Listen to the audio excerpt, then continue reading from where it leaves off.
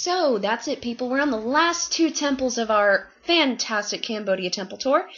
And so for these last two, we went to one that was very famous because it's been in a lot of movies, Ta Promh. And we also went to Phra Khan. These two temples were built for Jayavarman VII's mom and dad. Ta Promh was for his mom, and Phra Khan means sacred sword, and it was for his father, and it's for them to be buried in. So Ta Promh is really famous, namely because it was in a very popular movie franchise, Lara Croft, with Angelina Jolie. So these roots, these trees that grow on top of the temple are what make it famous. These trees are called the kapok tree, and it's kind of it's really lightweight wood, and the temple is partially in ruins, but they actually haven't done a whole lot to restore it because there's this controversy about whether or not they should remove the kapok trees because some of the roots are destroying the walls. But for the most part, the roots and the trees are living in what's called a symbiotic relationship. It means that the tree is holding up the walls, and the walls are holding up the tree.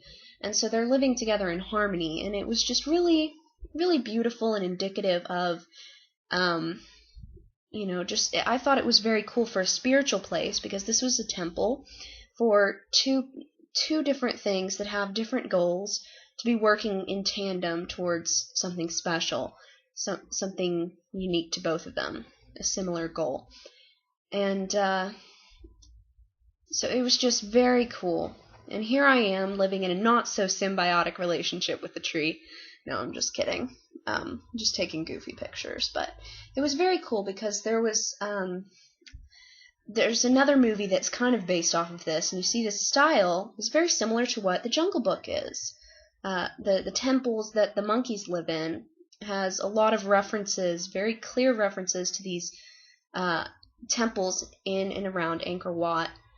And so you can see the very obvious borrowing that Disney did, and you can see where they got their inspiration. So Ta Promh was very, very famous and very popular, and so it was really cool to see that, and to see this beautiful kapok tree and the beautiful temple. And again, it was just very intricate in its design. The second temple we went to was Phra Khan, and Phra Khan means sacred sword. Now, the cool thing about Phra Khan is that it is being restored, and there's actually an American company that's helping to do the restorations. It's a company that kind of sets up almost like an adopt-a-highway type system, but it's adopt-a-temple. And so companies or organizations or even wealthy families can put money into this organization and actually adopt the temple and cover some of the renovation. Now here you can see this headless statue, and a lot of the statues out in Phra Khan are headless because back a couple hundred years ago, looters just came by and chopped the heads off and sold them. And according to our tour guide, apparently there are some in Thailand that if you go into antique stores and you know who to ask and how to ask the right questions, you can actually buy those for several $1 million. You can buy the actual heads. And so these kind of adoption companies are going around trying to relocate those heads and bring them back to Cambodia. So the cool thing about Phra Khan was it has this whole dance area, and it was where performances would occur, and it's kind of out here in this little courtyard area. And so you can see this beautiful sculpture in the facade of these dancers carved in bas relief, and those are apsaras again, and they're kind of like angels in the Hindu religion. All in all, we really enjoyed getting to see all of the temples and let loose our inner Indiana Jones.